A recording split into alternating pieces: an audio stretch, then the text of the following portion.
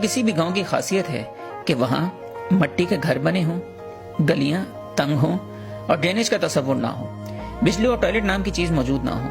मगर ये सब बातें इस गांव में फिट नहीं होती, क्योंकि ये पाकिस्तान के दीगर गांव से मुख्तलिफ है और यहाँ के लोग अपने गांव को अपने घर की तरह साफ सुथरा रखते हैं। तो ये है टंडो सोमरो। आज इस गांव की खास बातें जानते हैं। Security system.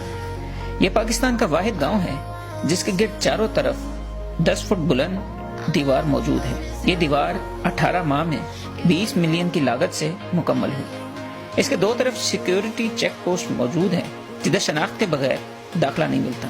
इस गांव में आखिरी चोरी 10 साल पहले हुई थी और इस शख्स को भी गांव से निकाल दिया गया था। बजट।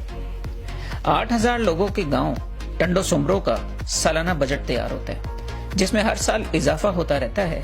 गांव के सब लोग इसमें अपनी खुशी से कंट्रीब्यूट करते हैं। इस अमल में शफाफियत लाने के लिए सालाना कमेटी का इजलास होता है जिसमें बजट खर्च करने की रिपोर्ट गांव वालों के साथ शेयर की जाती है। कंट्रीब्यूशन का बड़ा हिस्सा निजामानी कम्युनिटी की तरफ से आता है। Sewerage system. सबसे नाकाबिले यकीन चीज यहाँ का सीवरेज सिस्टम है जो कि अंडरग्राउंड है। ये हालिया बारिशों का मंजर है जब हर जगह पानी मौजूद था, मगर सिर्फ 10 मिनट में ये सारा पानी ड्रेन किया जा चुका था। ये सीवरेज सिस्टम यकीनन मिसाली है और वो लोग भी जो इसको सुपरवाइज करते हैं। Governance model. 8000 की आबादी के लिए मुख्तलिफ कमेटियां मौजूद हैं जो कि लोगों को सहूलियात देने के लिए काम करती हैं।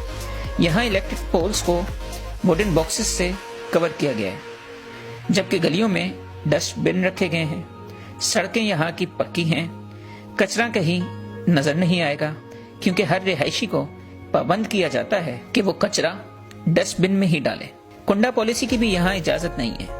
बिजली चोरी पर पकड़े जाने की सूरत में 6 माह की बिजली की महरूमी और 25,000 जुर्माना है, जबकि 100% बिजली के बिल्स की रिकवरी यहाँ से होती है। एजुकेशन। टंडो सोमरो में तालीम की शरह पाकिस्तान के दीगर गाँव और टाउन से बेहतर है। यहाँ की यूथ बुनियादी तालीम गांव के स्कूल से ही हासिल करते हैं। यहाँ का प्राइमरी स्कूल किसी जदीद स्कूल से कम नहीं। कमेटी इंश्योर करती है कि स्कूल की एनरोलमेंट 100% हो। लड़कियों के लिए अलग स्कूल मौजूद है। ये इस स्कूल की कंप्यूटर लैब है जो कि किसी भी जदीद स्कूल से कम नहीं। हेल्थ। यहाँ का अस्पताल पब्लिक प्राइवेट पार्टनरशिप की बुनियाद पर चलता है। फंड से बेहतरीन डॉक्टर्स की खिदमत ली जाती हैं जो कि 24 घंटे मौजूद रहते हैं ताकि हर किसी को बेहतरीन सहूलत मिले। अब यहाँ एम्बुलेंस भी मौजूद है। Asim agricultural farm. निजामानी यकीन रखते हैं कि इस फार्म की डेवलपमेंट के असल हकदार यहाँ के किसान हैं। इस फार्म का शुमार पाकिस्तान के टॉप फार्म्स में होता है। ये इन चंद फार्म्स में से एक है जहाँ एग्रीकल्चरल रिसर्चर्स आकर फार्म की प्रोडक्ट्स पर रिसर्च करते हैं। ये फार्म केले, आम और दीगर पौधों से भरा पड़ा है। यहाँ के किसानों को दी जाने वाली तनख्वाहें पूरे इलाके में मिसाली हैं।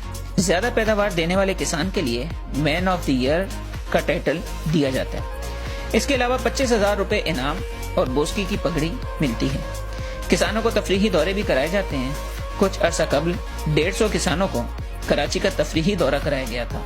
10 लाख रुपए के अखराजात इंतजामिया ने खुद बर्दाश्त किए थे। तो ये थी टंडो सोमरो की कहानी जो पाकिस्तान के दीगर इलाकों के लिए एक मिसाल है कि हर चीज का कसूरवार हुकूमत को ठहराने के बजाय अगर किसी भी इलाके के रहायशी एजुकेटेड हों, मुत्तहिद हों, कमिटेड हों और डेडिकेटेड हों तो वो अपने इलाके की तकदीर खुद बदल सकते हैं और उसको टंडो सोमरो बना सकते हैं। तो ये थी आज की वीडियो।